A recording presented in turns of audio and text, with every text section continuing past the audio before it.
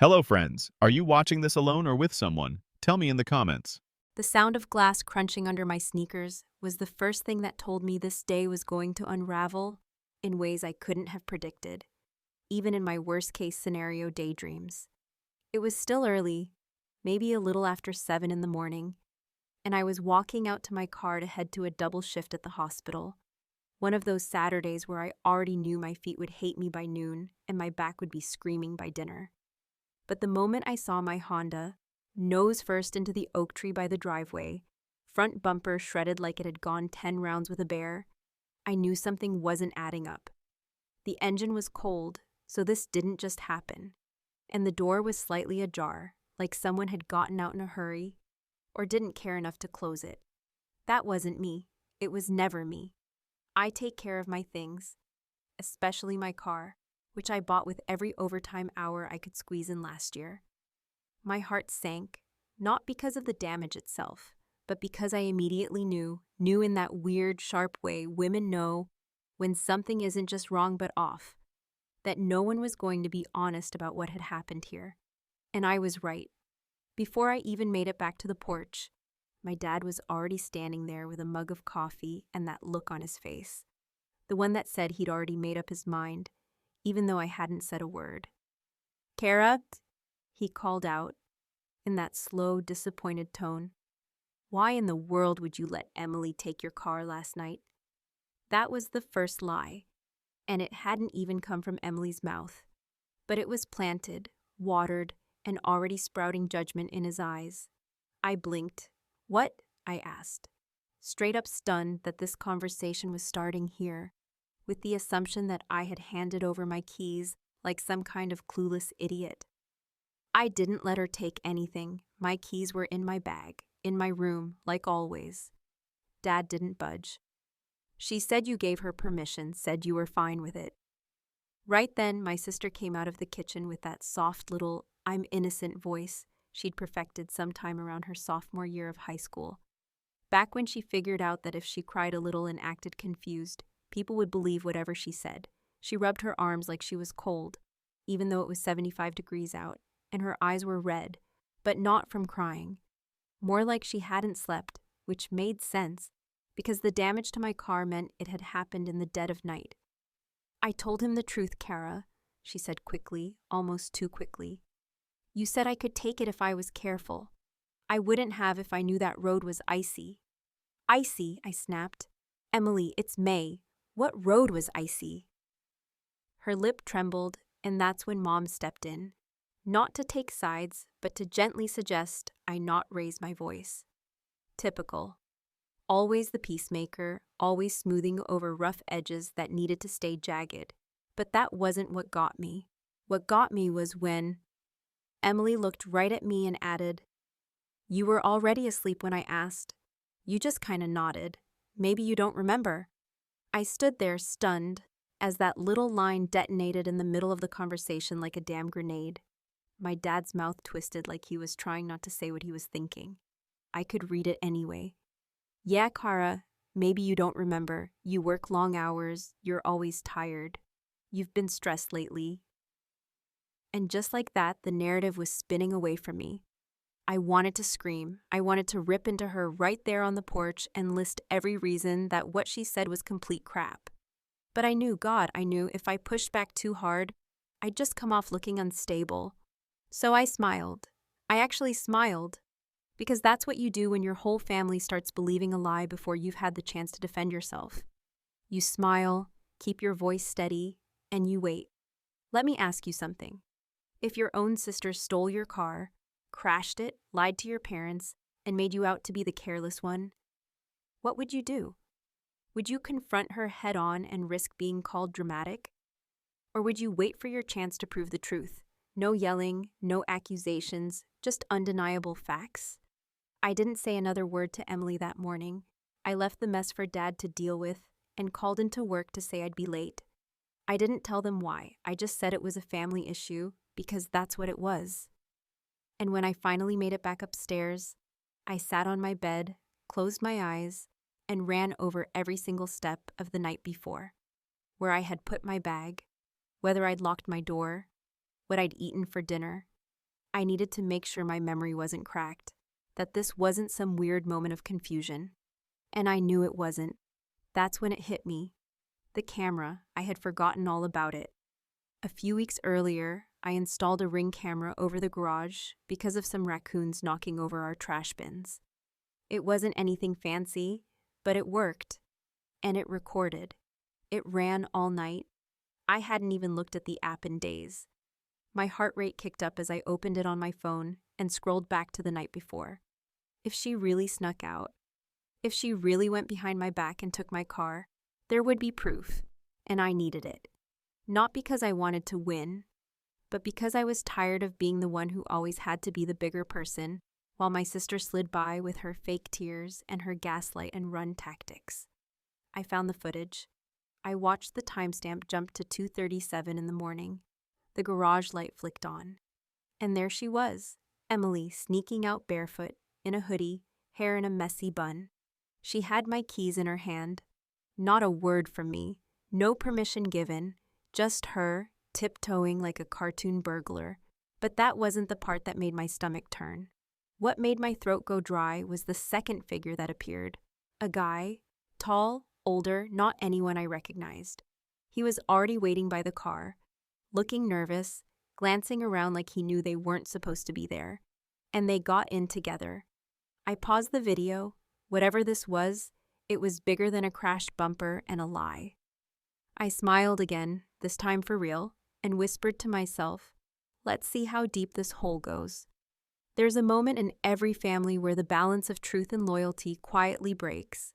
Not in an explosion of screaming or some dramatic showdown, but in the soft, insidious way people decide, without saying it out loud, that someone else's story makes more sense than yours, that their version of the truth is more palatable, more convenient, and easier to live with than the uncomfortable possibility that someone they love might actually be lying.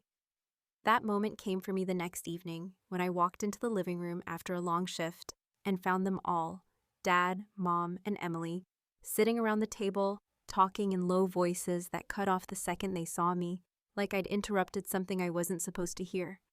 The pause was sharp, but not long enough to draw attention, and Dad quickly resumed his dinner like nothing had happened. Like I hadn't just walked into a room full of people who clearly believed I had done something I hadn't. Emily gave me that half smile, the one she wore like armor when she knew she was playing dirty, but thought she could still pull off sweet. She was wearing my sweatshirt, the gray one I'd left in the laundry basket and hadn't even realized was gone. That pissed me off in a way that felt disproportionate at first, until I realized it wasn't about the hoodie. It was about the fact that she always took, always borrowed, always used things that weren't hers, and then claimed it was all just miscommunication, all just one big misunderstanding. Dad didn't wait more than 2 minutes before casually bringing it up again, as if we were discussing something as minor as a parking ticket. So, Kara, he said, taking a bite of mashed potatoes like it was just another Tuesday, I think it's probably best we just let this whole car thing go. It's not worth dragging out. I stared at him, trying to process how casually he dismissed the fact that my car had been totaled, that his youngest daughter had stolen it, lied about it, and then roped me into her mess without a flicker of guilt. Let it go, I repeated, my voice calm, too calm. She stole my car, Dad. She didn't ask, she lied about asking, and then she crashed it. He sighed like I was the one making a mountain out of a molehill, like I was the problem. She said you nodded off when she asked, that you weren't really awake. Maybe you don't remember saying yes. Do you really think I'd forget giving her the keys to my car? I asked, trying to keep my hands from shaking, from clenching into fists. Do you seriously think I'd just, give her permission in my sleep? Mom chimed in softly, like she always did when Dad's tone started getting heavier. Honey, I think what your dad is saying is, this isn't worth tearing the family apart over. The car's insured. What matters is that no one got hurt. That phrase, no one got hurt, landed like a slap. That was the line they were using to justify it, to excuse it. But something in me snapped, not loudly, not in some dramatic outburst, but in that deep, quiet place where you realize you're done trying to explain yourself to people who have already decided not to believe you. I looked across the table at Emily, who was now poking at her food with feigned innocence, not even bothering to hide her smirk anymore. That's when I knew. She thought she'd won. And she had, at least for the moment. That night, I couldn't sleep. I laid in bed staring at the ceiling. The image of her and that guy sneaking into my car burned into my mind like a looping movie reel. I had watched the footage 3 more times before dinner, not because I needed confirmation, but because part of me hoped I'd missed something, some sliver of proof that this wasn't what it looked like. But there was nothing innocent in the way she moved, nothing uncertain in her steps. She knew exactly what she was doing. I thought about showing them the video right then, just slamming my phone on the dinner table and letting it play out. But something held me back. Not fear, not hesitation, strategy. If they were going to make me out to be the liar, then I wanted them to feel the weight of that mistake. I wanted to wait until they had backed her up completely, until they'd fully aligned themselves with her side of the story, so that when the truth came out, they'd have to sit with the shame of it, with the fact that they had so easily doubted me. But I also knew one thing for certain now.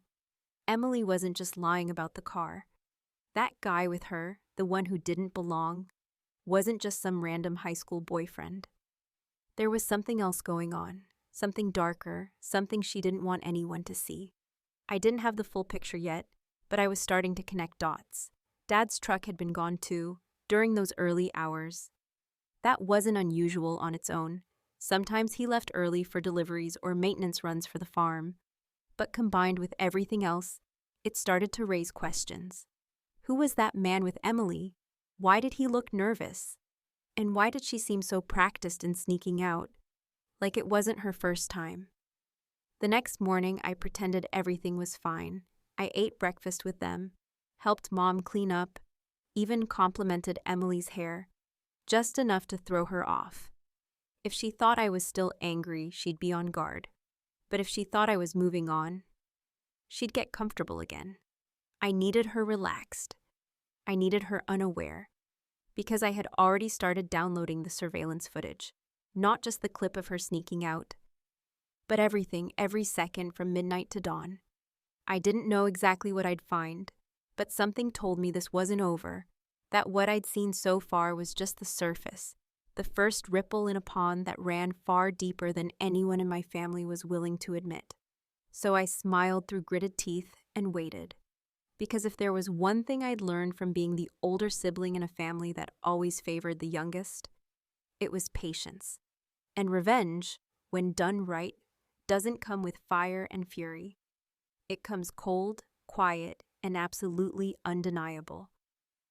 There are certain truths that once seen cannot be unseen, and while most of us imagine life-altering revelations come with fanfare or some dramatic drumroll from the universe, the reality is often much quieter, far more mundane. Just the soft glow of a phone screen at 2 a.m. and a video timestamp that makes your blood run cold. Not because of the obvious, but because of what starts to unfold around the edges. The details that don't match the story you've been fed. The background noise that shatters the carefully curated version of reality someone has been trying to sell you. That was exactly how it began unraveling for me. The second night after the crash, long after everyone had gone to bed, when I sat cross-legged on the floor of my room, hoodie wrapped around my knees, watching the footage in near silence except for the faint hum of my ceiling fan and the slow, deliberate breathing that I was forcing myself to maintain just to stay calm. The first part of the footage was already burned into my brain. Emily slipping out the back door in her oversized hoodie, and those ridiculous fuzzy socks she always wore like they made her harmless. Like they covered up the fact that she was the kind of person who would smile in your face while stealing the ground from under your feet. She walked quickly, glancing over her shoulder only once, and that was when I saw him again. Tall, lean, dressed in all black, the same man from the first time I reviewed the footage. At first, I had assumed he was her boyfriend, some high school senior or maybe an older guy from the next town over, but the more I watched, the less sense it made. He didn't touch her, not once. No hand on the lower back, no greeting, no kiss, no familiarity at all. Instead, he kept his head down, avoided the camera angle as best he could, and opened the passenger door with a hesitation that looked a lot more like fear than excitement. I scrubbed back through the footage, slowed it down, and looked for more. His face, his body language, anything that would give me a clue. When I paused at just the right frame, the light from the garage caught his profile. And that's when I stopped breathing. It wasn't someone from school. It wasn't some harmless boyfriend. It was a man I had seen before, more than once, and never thought twice about. A guy named Troy, who worked part-time with my dad on the farm, usually on weekends or when we had a big harvest or equipment breakdown. He was in his 30s, quiet, always polite, but reserved. Never made eye contact for too long. And here he was slipping into the passenger seat of my car with my 17-year-old sister at 2:30 in the morning. I sat there for a long time after that, just staring at the paused frame, trying to figure out what exactly I was looking at. Because while my brain screamed, "This is wrong," the rest of me felt frozen, like I was standing on the edge of something massive and didn't yet know whether it was a cliff or a doorway. There was no way to explain what I was seeing without using words like illegal, dangerous, or cover-up. And suddenly the lie about borrowing my car didn't seem like the biggest secret in the room anymore. I kept watching. Less than 10 minutes after they pulled away, the footage caught another detail I hadn't noticed before. Dad's truck, reversing out of the side of the garage, headlights off, moving slowly like he didn't want to wake anyone. The timestamp read 2:49, which meant that within 20 minutes of Emily and Troy leaving in my car, Dad had left too, and for the first time in my life, I felt something I had never associated with my father: doubt, because even though he could have had a perfectly reasonable explanation, an early morning supply run, a call from one of the workers, maybe even a delivery, something about the way he drove off, the timing, the silence, made it feel coordinated, intentional. And worst of all, when I checked the footage of his return, there was nothing, no return time, no footage.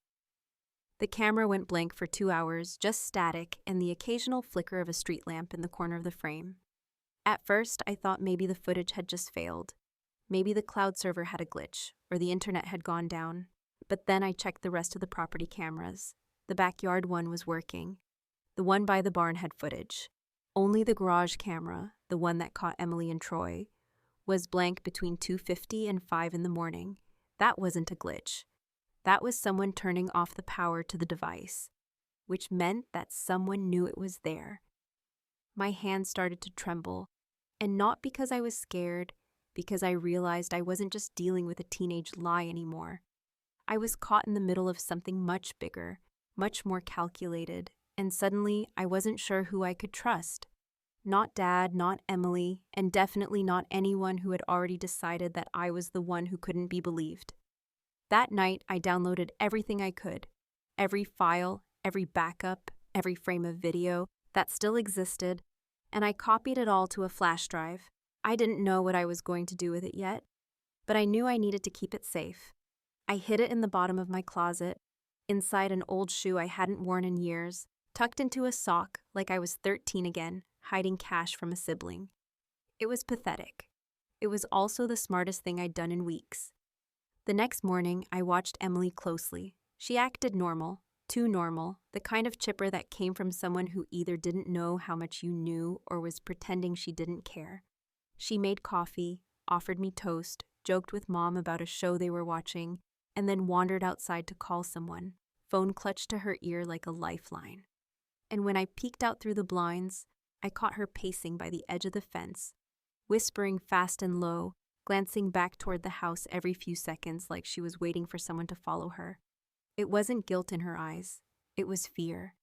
And that fear told me more than any surveillance camera ever could. Something was wrong, and I was done playing the quiet older sister who just let it go. There is a strange kind of power in silence. Not the silence of defeat or fear, but the kind you wear deliberately, like armor. When you know something no one else in the room is even close to guessing. When you are holding a truth so sharp, so precise, that it could cut through every lie. Every smug look, every gaslighted memory, and you're just waiting for the right moment to let it slice. That was the state I existed in for the next 3 days, moving through the house with a calm so unnatural it made Emily suspicious enough to pause mid-laugh and glance at me from across the kitchen, eyes narrowing for a fraction of a second before she went back to her yogurt and her endless scrolling. But I saw it. I saw the flicker of unease settle in her gut, like she was starting to sense something in the air had shifted. And for the first time in a long while, it wasn't blowing in her favor. I had already made copies of the footage, plural, because I don't trust technology not to fail at exactly the worst moment, and hidden them in 3 different places. One on a USB tucked inside the sleeve of an old nursing textbook I kept on my shelf for appearances. One on a private cloud account she didn't know existed. And the third burned onto a DVD and slid behind the family photo in the hallway, where no one ever looked anymore. Overkill maybe, but this wasn't just about exposing her lie. This was about control, about finally taking back the narrative from a girl who had spent her whole life being the pretty one, the charming one, the one who got away with everything because she knew how to weaponize her innocence like a blade made of sugar. While the rest of the family fell into their usual rhythm, Mom obsessing over yard work, Dad spending long hours at the edge of the property under the pretense of fixing something that never actually got fixed, and Emily floating around like nothing in the world could touch her, I began planning the show. Not a confrontation, not an argument, not a screaming match that would let her twist the story and paint herself as a victim again. No, I was going to give them something undeniable, something so quietly devastating they wouldn't be able to speak when it was over. So I waited until Sunday. Dinner on Sundays had always been a thing in our family, a holdover from a time when we still pretended to be close, when people sat at the table without their phones and tried to talk about something other than work or school or whatever minor drama Emily was cooking up that week. And because of that tradition, I knew everyone would be there. I knew Dad would be in his usual seat, chewing too loudly and avoiding eye contact if the topic veered anywhere uncomfortable. I knew Mom would have wine, but only half a glass because anything more made her say things she regretted. And I knew Emily would show up in something cute and casual, hair curled just enough to look effortless, eyes bright with the confidence of someone who believed she'd gotten away with it all. I spent the afternoon preparing, not the food because that was Mom's territory, and she would have raised hell if I stepped in, but the presentation. I connected my laptop to the TV in the living room, made sure the files played cleanly, and even added a little title screen with the date and a label that read for family viewing only, just to give it that touch of formality that would keep them from dismissing it too soon. It had to feel serious. It had to land like a punch. By the time we sat down to eat, my hands were steady, my heart slow. I made small talk, passed the bread, even complimented Emily's new earrings, which made her blink in surprise before thanking me with a confused smile. She thought I had moved on. She thought the storm had passed. Halfway through dessert, apple pie, warm, store-bought, but dressed up with cinnamon and whipped cream, I cleared my throat lightly and said, "I brought something I'd like us to watch together. It won't take long." Dad raised an eyebrow but didn't argue. Mom tilted her head, curious. Emily stiffened just a little, her spoon pausing midair. I stood up, walked over to the TV, and hit play. The footage began with the familiar angle of the garage, dimly lit under the motion sensor, timestamp glowing faintly in the bottom corner. There was no narration, no dramatic music, just the cold, impartial lens of a security camera watching a girl do something she absolutely wasn't supposed to do. Emily appeared on screen. Hoodie pulled low, sneakers silent against the gravel. She glanced around, then made a beeline for my car. At the table, Mom gasped softly. Dad said nothing. Emily froze. The guy followed her into frame. He kept his head down, face partially obscured, but I didn't need to explain who he was. As they climbed into the vehicle, I heard the silence in the room stretch until it vibrated. The screen faded to black, and I let it sit there for a beat. just long enough to let them all soak it in. Then I clicked to the next clip. Dad's truck backing out, lights off, creeping into the darkness. Another fade to black. Still, I didn't say a word. Emily's voice was barely above a whisper, but it cracked through the silence like thunder. Please, don't play the next part. Everyone turned to look at her. Not me. Her. Mom looked confused. Dad's face was blank. What next part? He asked. Emily shook her head, eyes wide, panic blooming across her features in slow, terrifying waves. Kara, please? But I was already reaching for the remote, because whatever was on that next clip, whatever had her begging me to stop, was exactly what they needed to see. And maybe, just maybe, it was what I needed to see too. There is a moment right before the curtain lifts when the whole room holds its breath, not out of anticipation, but because deep down, even the liars and the bystanders can feel something real and irreversible is about to break loose, and no one, not even the most careful manipulator, can predict exactly what kind of damage the truth might do when it finally spills into the open, jagged, and undeniable. That was the silence sitting heavy in our living room, like a thick, electric fog wrapping itself around every person in the room as I stood with the remote in my hand, thumb hovering over the play button, and watched Emily shrink into herself like a candle left too long in the sun. Her voice, already trembling from the weight of what she had seen on that screen, barely made it across the room when she said it again. Please, don't play the next part. But it was loud enough to split something wide open in Dad's chest, because for the first time since this whole mess started, he looked at her not with that exhausted, indulgent affection he always reserved for his youngest, but with something closer to doubt, maybe even fear. I didn't speak. I didn't look at her. My eyes stayed on the screen, the blue glow from the TV reflecting off the windows and casting long shadows behind the dinner table where the remains of apple pie and lukewarm coffee sat untouched. It wasn't about drama anymore. It wasn't about revenge or proving a point. It was about lifting the mask, even if I didn't know what I was about to see underneath it, because I hadn't watched the next part yet either, not all of it. I'd seen enough to know it was different, darker. But I'd stopped halfway through, not because I was afraid, but because I knew if I watched it alone, I'd carry the full burden of it forever. And I didn't want that. Not this time. So I pressed play.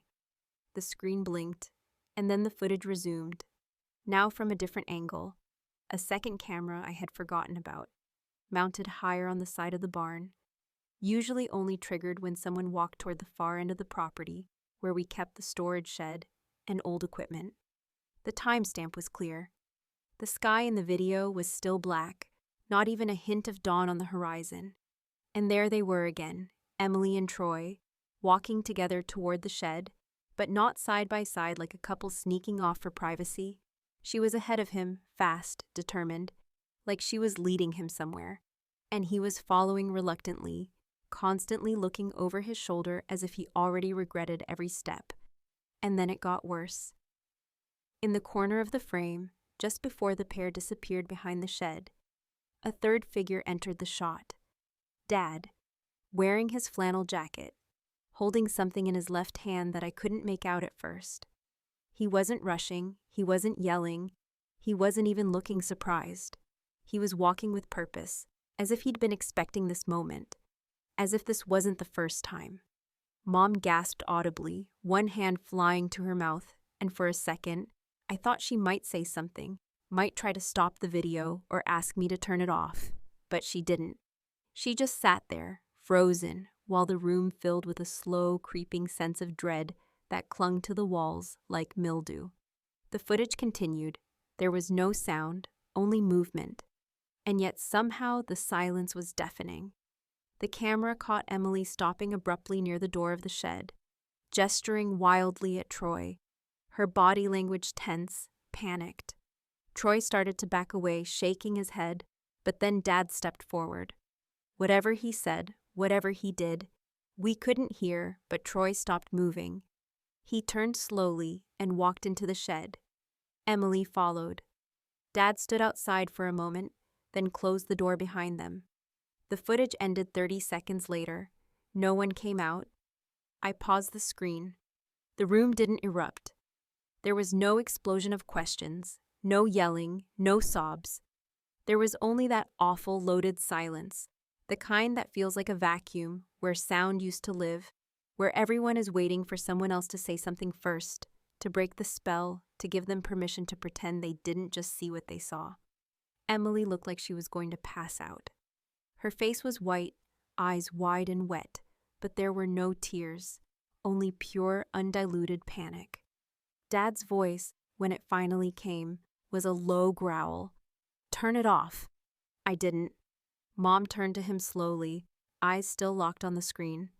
"What is this?" she asked, but her tone was hollow, like she already knew, or at least suspected, and just needed someone else to confirm the worst. Emily stood up suddenly, knocking her chair backward with a loud crash. "I didn't want to go in there," she shouted. "I didn't want to. He made me, Dad said," but then she stopped, mid-sentence, like she'd realized she'd already said too much, and her hands flew up to her face, as if she could shove the words back inside her mouth. I turned off the screen then, not because I was afraid of what would come next, but because I had done what I came to do. The truth was out, or at least, enough of it was. I didn't need to spell it out. I didn't need to connect the dots for anyone anymore. The images were burned into their minds now, and the silence that followed was louder than any confession. Emily ran out of the room without another word. Dad didn't follow her. Mom didn't move. I sat back down, took a slow sip of my wine, and stared at the place where the screen had been, the empty space still glowing faintly in the dark. No one asked me why I'd kept the footage. No one asked me how long I'd known. And I didn't offer any answers, because in that moment, the most powerful thing I could do was let the questions hang, unanswered, uncomfortable, and utterly unavoidable. The next morning, Emily didn't come down for breakfast. Dad left the house without saying a word. Mom wandered the kitchen like she was sleepwalking, her eyes glassy, her hands moving mechanically. And I took a long shower, got dressed, and went to work. Because the thing about the truth is, it doesn't need you to scream it. It just needs to be seen.